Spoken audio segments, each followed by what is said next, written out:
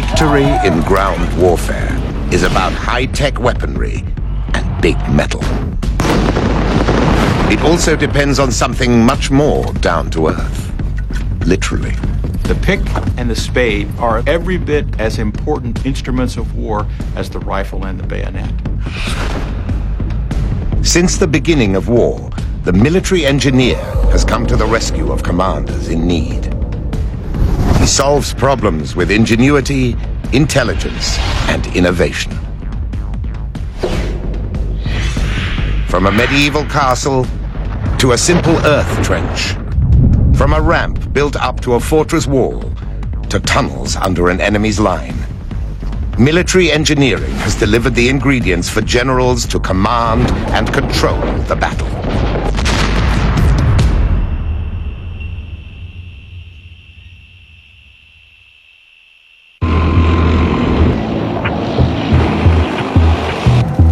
Ground warfare is about defending or capturing land. The terrain itself plays a central role.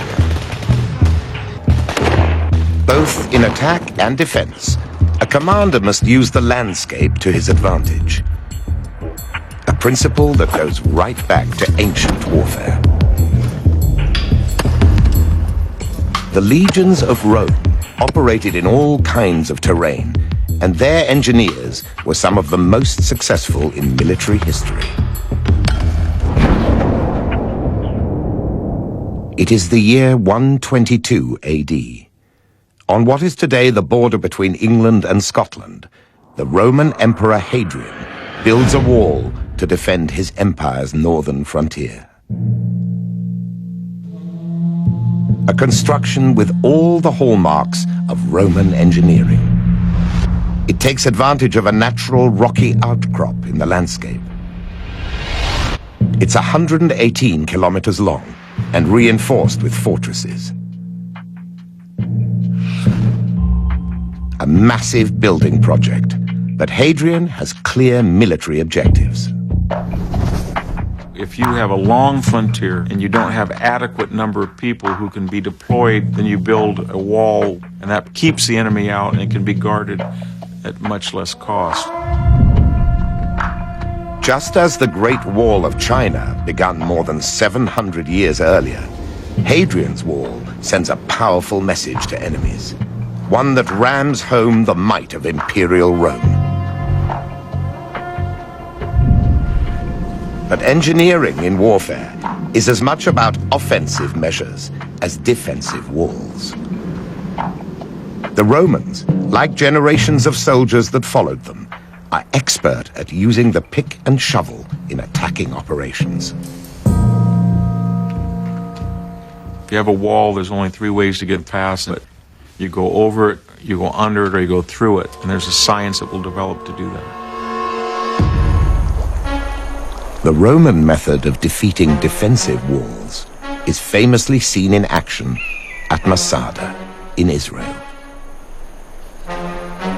The capture of this fortress in the year 73 AD reveals the way Roman engineers use industry, ingenuity, and careful planning to clinch victory.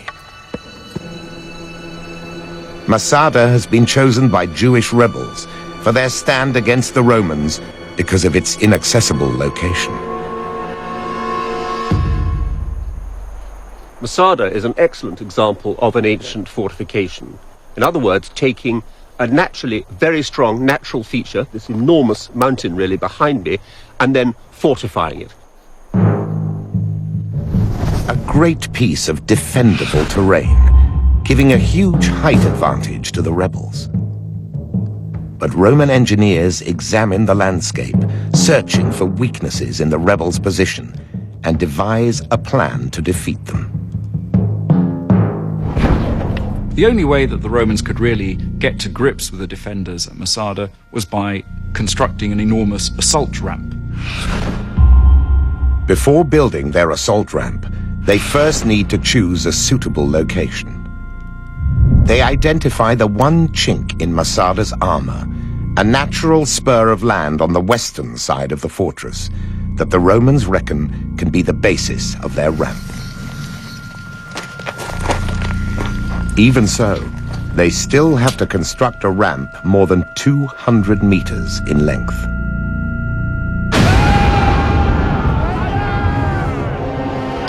Its gradient has to be shallow enough to enable an armored siege tower to be dragged up to the fortress walls. Once at the top, a powerful battering ram housed inside the tower will smash through the walls.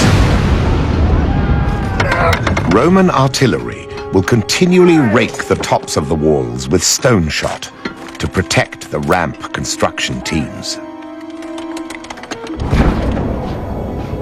But the chief problem is engineering a ramp with the stability to support the siege tower. Physical clues to how the Romans achieved this can be found today. Now, these bits of timber here have been here for nearly 2,000 years. They were laid by Roman legionaries when they were building this immense ramp behind us. We think there's some form of reinforcing, rather like we have steel rods in concrete today to hold that together. So these timbers were driven in on horizontal layers to try and keep the ramp in one compact mass. Though it's difficult to determine exactly how this was done, it's possible they dug terraces into the sides of the natural spur. With these stable foundations in place, prefabricated wooden boxes, supported by reinforcing timbers and filled with rubble, can be stacked up. Now, the ramp is strong enough to bear the weight of the siege tower.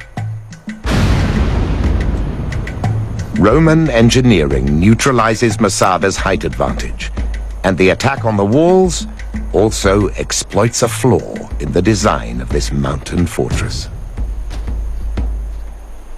The towers at Masada do not project out beyond the wall line. This does not allow for any flanking fire. It reduces their defensive capability quite substantially. So what we have at Masada is essentially a passive defensive system. Defenses that cannot withstand this kind of planned attack. From 50 BC to 150 AD, Roman engineering supported by artillery played an important role in the empire's expansion.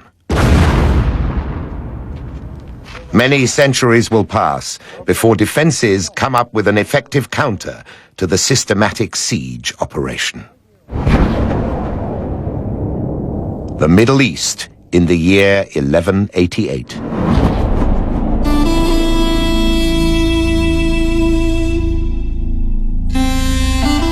Saladin, the great Muslim leader, has inflicted a crushing defeat on the Crusaders at the Battle of Hattin.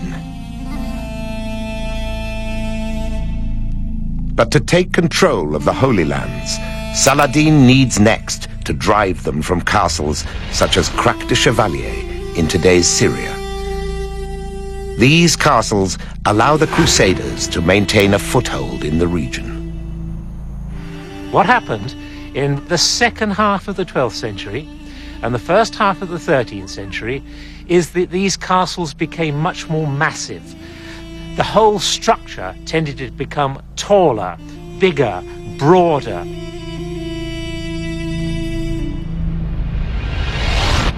Every aspect of Crac has a specific purpose, based on a concept called defense in depth. The first line of defense relies on towers designed to be strong enough to mount heavy trebuchets on top. This new kind of counterweight artillery can strike an attacking force more than 350 meters away.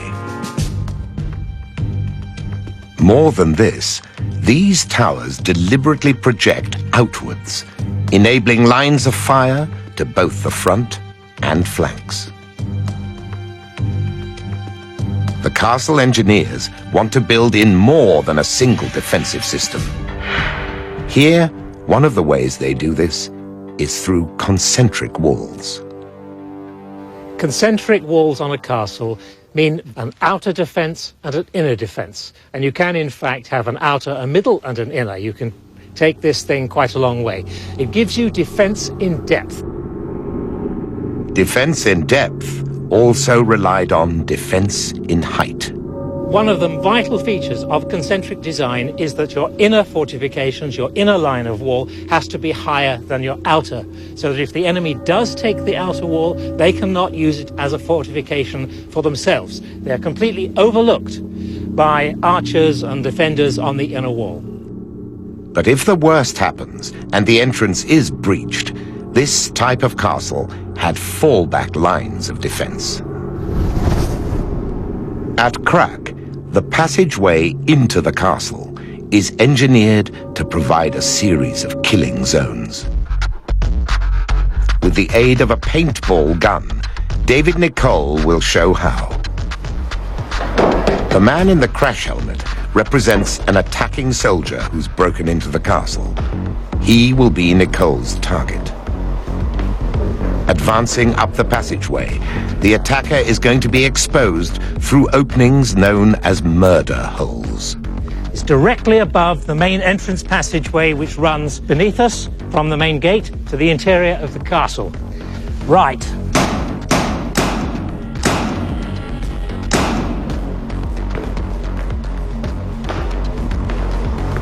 If the defenders fail to get the attacker during the first opportunity to shoot, they'll have plenty of others.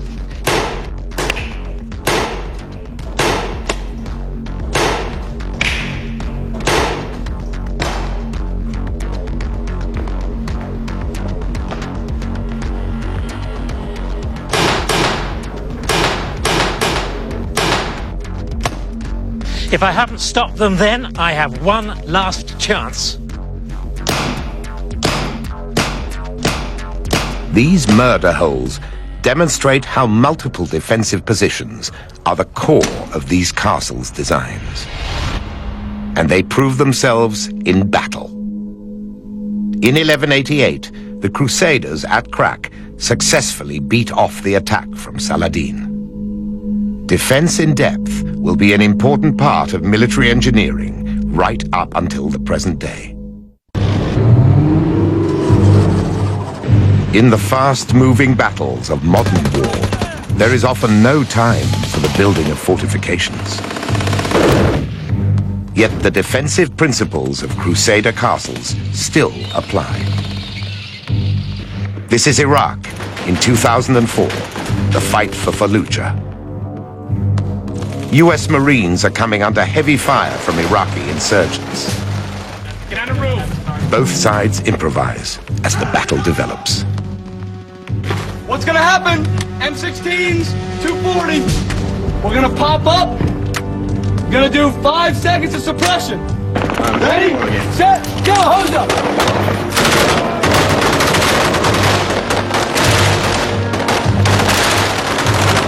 In a constantly shifting battlefield, rooftop brick walls offer both defensive protection and a height advantage to these soldiers. From up here, they can shoot down onto the insurgents' position.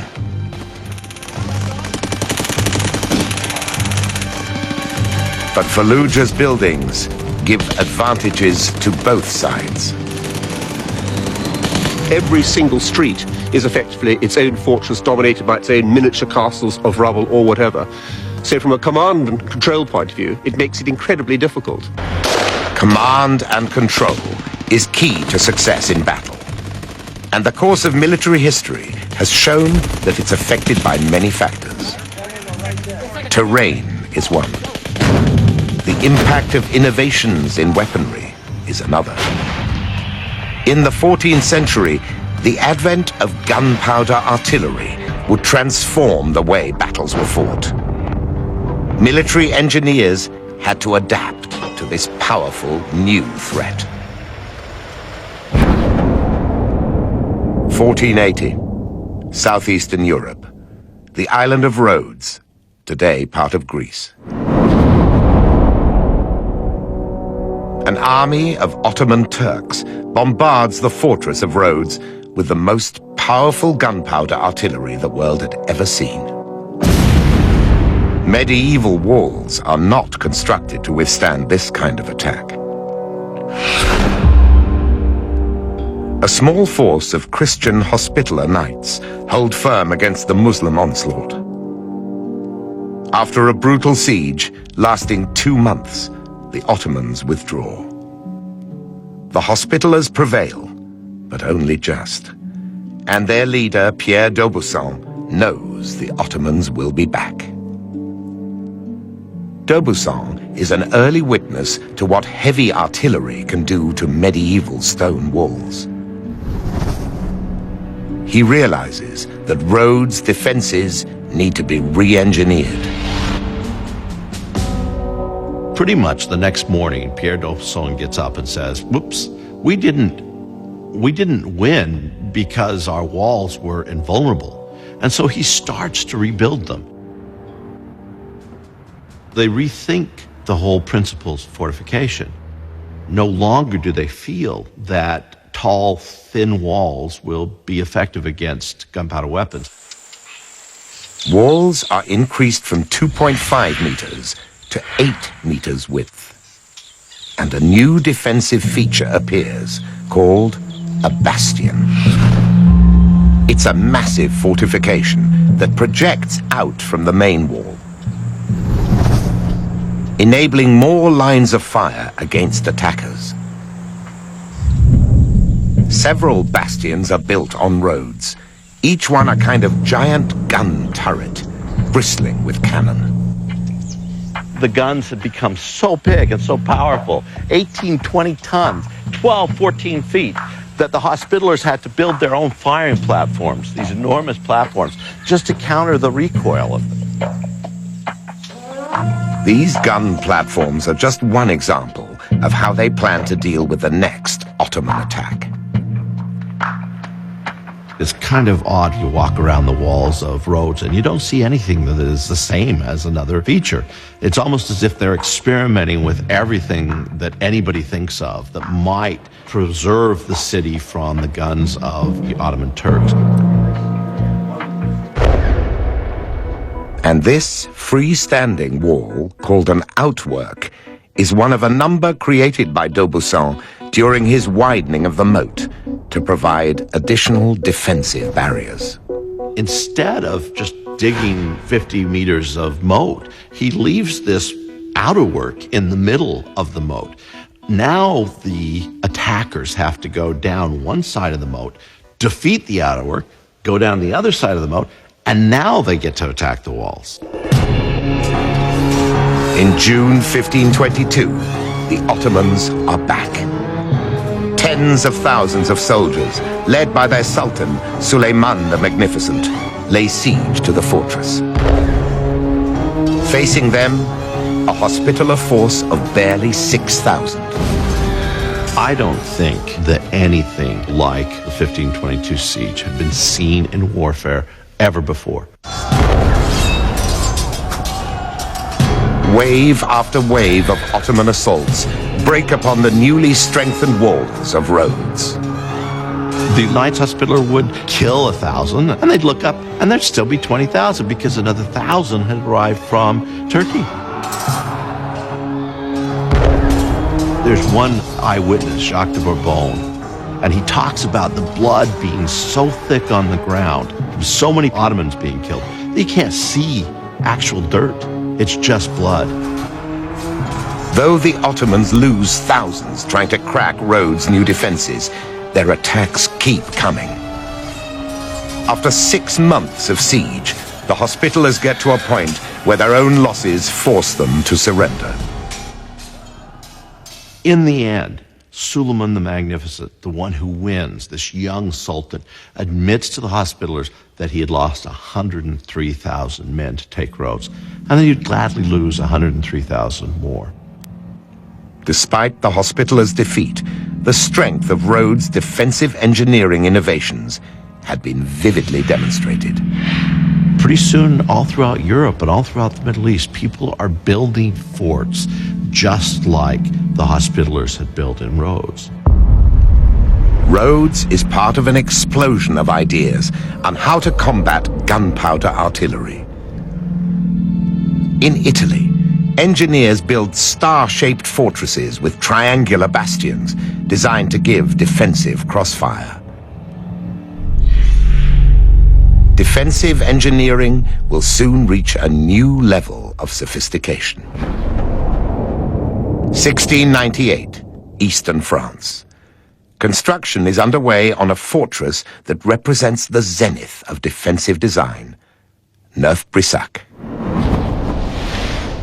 Today, Neuf-Brissac is a quiet little town, close to the border with Germany. Its defenses were designed by a brilliant French military engineer, Sébastien Vauban, a nobleman schooled in the art of fortification. Everybody learned the rudiments of fortification. They learned it because the nobility was still the warrior class, and fighting in this time had to do with knowing the techniques of fortification. Vauban's talents, though, set him apart. His rise came at a time when France was at war with virtually every European state on its borders. And he built or upgraded some 160 fortresses.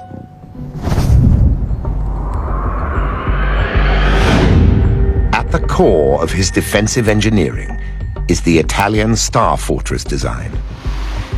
But Neuf-Brissac shows how Vauban shapes the landscape to the defender's advantage. Right now, I'm walking just outside Neuf-Brissac. What's really amazing about it is that from where you are right now, you can't even see all the ditches. There's countryside all around, but it just looks like we're walking on a slightly hilly terrain, when in fact we're only 20 meters away from all the fortification ditches. They're designed to be hidden from view, and high ground has been cleverly created. The ground is gently sloping upwards. It was calculated very carefully by Vauban so that the height advantage would still belong to the people inside the fortifications. Suddenly, here you are, and you have the counterscarp, you have the ditch, you have this vast protection of the fort. At the time, all you would have seen from this point of view was earth and the barrels of guns and cannons pointed at you from soldiers positioned on the ramparts. To threaten the main fortress walls, an attack first has to get past these outworks. What were experiments at Rhodes nearly 200 years earlier have now become a standard fortification technique. And guns inside the bastions defend the ground immediately in front of the main wall. What that means is that one bastion covers the other one. They each shoot crisscross style so that there's no cover along the wall.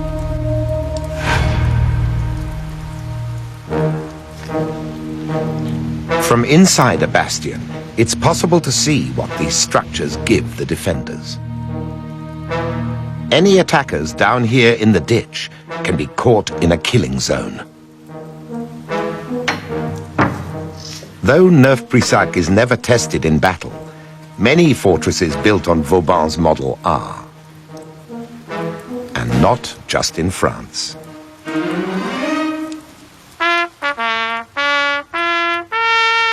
Fort McHenry, at the mouth of Baltimore's harbor. In 1814, its American garrison successfully withstand a massive British naval bombardment, inspiring the poem, The Star-Spangled Banner. Fort McHenry is very much indebted to the Vauban style and the French influence. In fact, Fort McHenry was built by 3 different French military engineers. McHenry, like Neuf-Brissac, has a star shape with bastions at each point, low earth-backed walls, and outworks. During the British bombardment, they fired over 1,800 heavy 13-inch, 200-pound exploding shells at Fort McHenry. So you can imagine those bombs raining down and exploding over the fort. But the design of the fort and its thick, heavy walls helped shelter the men. Despite the ferocity of the bombardment, the garrison holds out. Eventually, they drive the British ships away. McHenry's successful defense owes much to Vauban. In the centuries that follow, military engineering will evolve again as it adapts to far-reaching changes in weapons technology. July 1864, the American Civil War. The town of Petersburg, Virginia, is besieged. The age of trench warfare has begun. Confederate General Robert E. Lee has built a 16-kilometer-long defensive line to guard Petersburg. Facing him are the forces of Union General Ulysses S. Grant. Both sides are dug in. The increased lethality of the battlefield because of rifled weapons caused first soldiers and then later their generals to alter the ground at every opportunity. Dig that field fortification, get your people underground so that the attacker had to come at you from a position of disadvantage. High stone walls have disappeared. Defensive warfare relies now on digging down into the ground. As the attacker, Grant has to break through the Confederate trench lines. One of his officers, Henry Pleasants, a former mining engineer, comes up with a clever plan. He was indicative of a new kind of soldier that really represented the popularization of scientific and technical knowledge, and were able to apply that during the war. Pleasants proposes a secret engineering operation. He will dig a tunnel under the Confederate line and blow it up from below. He determines it needs to be 156 meters long. And with that distance, there is the problem of how to ventilate the far end of the tunnel. As the miners continued to work, as they breathed out their carbon dioxide without air coming in to the tunnel, they would have quickly suffocated. Pleasant's solution was quite magnificent in its elegance and simplicity. First, carbon dioxide will be removed by sinking a shaft into the tunnel near its entrance. At the bottom, a continuously burning fire will draw the stale air up and out. And to avoid drawing attention to the smoke, Pleasants would have his men burn decoy fires along their lines. Meanwhile, fresh air will be sucked into the miners at the tunnel face through a wooden ductwork. Here's our construction of the ductwork that the air went into where the soldiers were working. This modified aquarium tank shows how Pleasant's system works. This Pyrex 2 represents the ductwork that they built. The Union lines would be over here, Confederate lines to the left, and this Pyrex 2 represents the vertical shaft that Pleasants constructed. And this burner is the fire Pleasants builds. Ross then fills the mock-up tunnel with smoke to represent the stale air. Once the burner is lit, the smoky air is warmed and rises up and out of the funnel. The moving flaps show that fresh air is being drawn in, keeping the Union soldiers alive. After 34 days of work underground, the digging is complete. Union troops stand ready as the final preparations are made at the tunnel face. At the end of it, in kind of a T shape, they had two 30-foot galleries where they would store 4 tons of black gunpowder. A huge quantity of gunpowder placed right beneath the Confederate line. Early in the morning of July the 30th, 1864, the fuse is lit. There was this tremendous explosion, almost like a geyser going off.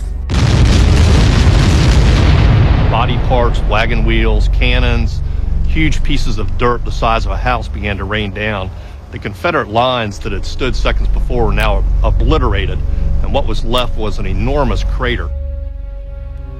278 Confederates are killed in the explosion. But a poorly directed follow-up assault that sees Union troops going right into rather than round the crater ends in a failure to break through and a retreat back to their own line. Yet the massive crater made by the explosion and Henry Pleasant's tunnel shows how the engineer can pinpoint a problem and find a solution.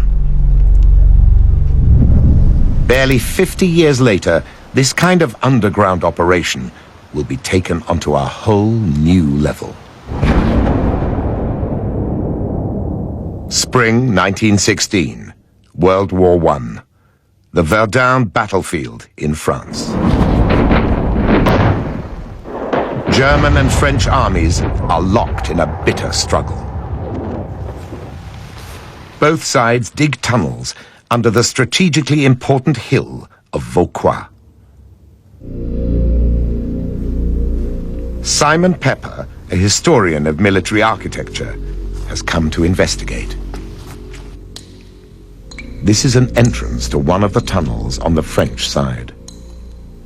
Underground, they're still part of a railway used to transport excavated earth from the mine face. Below the hill of Vauquois, there is an absolute mass of tangled network of tunnels, each one trying to get under the enemy's tunnels so that they could destroy them or break into them and kill the miners. This map shows the French tunnel network on the south side of the hill, the German tunnels to the north, and the village of Vauquois in between. In total, more than 17 kilometers of tunnels are dug. On the French side, soldiers leave the tunnels at the end of a day's shift. But for the Germans, there is no respite. Their men lived in the tunnels for weeks at a time, lodging in little dugout chambers off the main galleries. Signs of the Germans' presence are everywhere. Here, carved into the wall, the symbol of an iron cross. All warfare is horrible, but the underground war of mining and countermining must be amongst the most horrible in most people's imagination, where you're operating in the dark, in foul conditions, running with water, trying to work quietly so that you weren't overheard by the enemy, at risk either of being blown to eternity or suddenly find your workings invaded by fighters armed with clubs and knives for a grim fight in the dark. This underground warfare is made more deadly by the use of a new weapon. The big difference by the time we get to the First World War is that high explosive has become available. This early form of high explosive has 10 times the destructive power of gunpowder. At Vauquois, there are more than 500 separate underground explosions. The top of the hill is literally blown away. The French eventually prevail, but all that remains of the village are a few brick foundations. In World War I, though, engineering defenses is as much about shaping the battlefield above ground as below it. The trenches dominating the Western Front have a new, highly effective barrier in front of them: barbed wire. This late 19th century farming invention was quickly seen to have military potential. It gives a defender the advantage by hindering an attacker's advance or funneling him into killing zones. And because it's mostly empty space, it's difficult to destroy. You walk up to the barbed wire, and there's no way to get past. And there's really no way back either. And the enemy machine guns, which are trained on you, are going to cut you down. At the Battle of the Somme in 1916, British artillery tries to cut paths through the German barbed wire before their infantry attack. They use air-bursting shrapnel shells against the wire. But it's tougher than they anticipate. This represents a shrapnel shell, in as much as shrapnel shells were used to attack barbed wire entanglements. Steel balls, backed by a plastic explosive charge, will mimic the airburst of the shrapnel shell. If you were to be bold enough to lie there, I can guarantee you're going to be seriously dead. But you're not a barbed wire entanglement, and the mechanics of it are very different.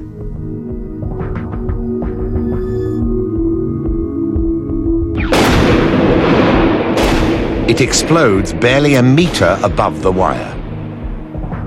Well, as we can see, the wire is intact. There are 6 strands, and there were 6 strands before we fired it.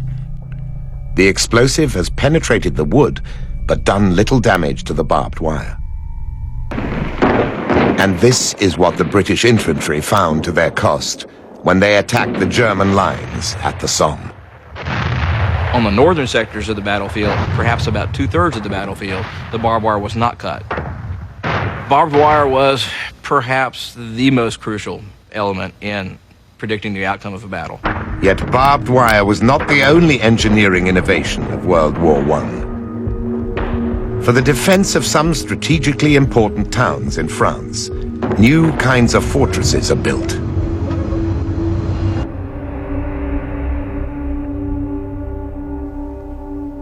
Fort Douaumont helped defend the town of Verdun, a vital point of the French army's line as it stood on an important crossing of the Meuse River.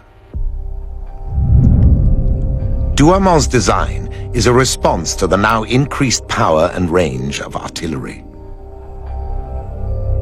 Most of these fortifications are underground, and the tops of them are protected by earth to absorb the shock and the concussion of artillery blasts. But earth is not the only layer of protection at Douaumont. The original fortress had been built in the 1870s. Just 30 years later, the French realize it's outdated. We're on the south face of Fort Douaumont. What we can see here is very clear evidence of the upgrade that took place shortly before the First World War. The light-coloured stone is the original design for the fort. The grey material, the concrete here, is the massive thickening that took place in response to the added power of artillery. Douaumont is part of a radical rethink of what a fortress should do. The fortress system at Verdun is not one fort, and it's not one gigantic set of walls that connect one another. What it is instead is a system of large forts and smaller forts, what the French called ouvrages, that are designed to protect one another and cover one another. A network of 19 fortresses defend Verdun. This system, as with the mutually supporting bastions of a Vauban fort, offers overlapping zones of defense. Each fort can neutralize an attack by using artillery to lay down a wall of defensive fire. The big gun here, the 150mm, was capable of firing some miles and would defend the neighbouring forts by sweeping the ground in front of them and sometimes even sweeping the tops of them. And Douaumont, in turn, can be supported by forts on either side of it. The loss of a fort did not necessarily mean that the entire system collapsed. You could still fight from the other forts. Like the concentric walls of a Crusader castle, defense in depth is again deployed. But now adapted to the age of modern warfare. Verdun's fortress system is soon tested in a momentous battle.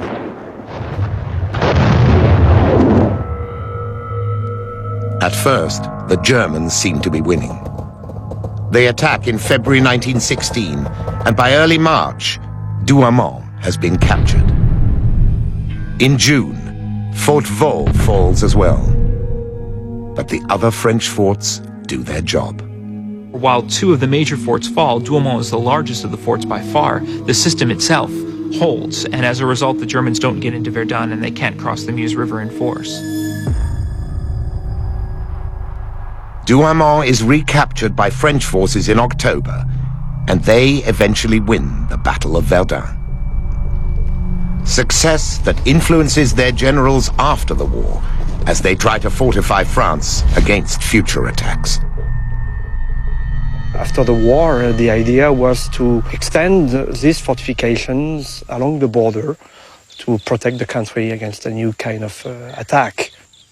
And French leaders realized that a drop in the country's birth rate would put them at a major disadvantage should Germany attack again. The French in the 1930s had a major manpower problem. They could not compete with Germany in terms of mobilizable manpower of military age.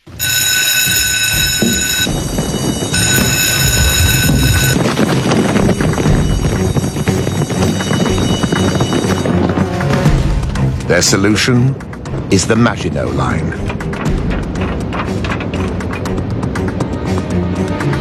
France's Maginot Line blazes into action.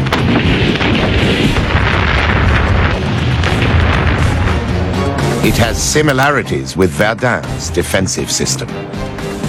The theory behind the Maginot Line is to take some of those same principles, underground fortifications, interlocking systems, systems that mutually reinforce one another, to create a defensive line that would help France in a future war.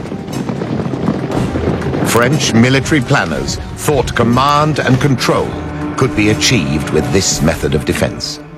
Today, hidden in the hills of eastern France, is some of the Maginot Line. Armored gun emplacements, tank traps, and man traps. All part of Hackenberg Fortress. It's a series of linked combat blocks. Here, at Block 5, each opening would have been occupied by an artillery piece. Much of what is exposed today was hidden back in the 1930s.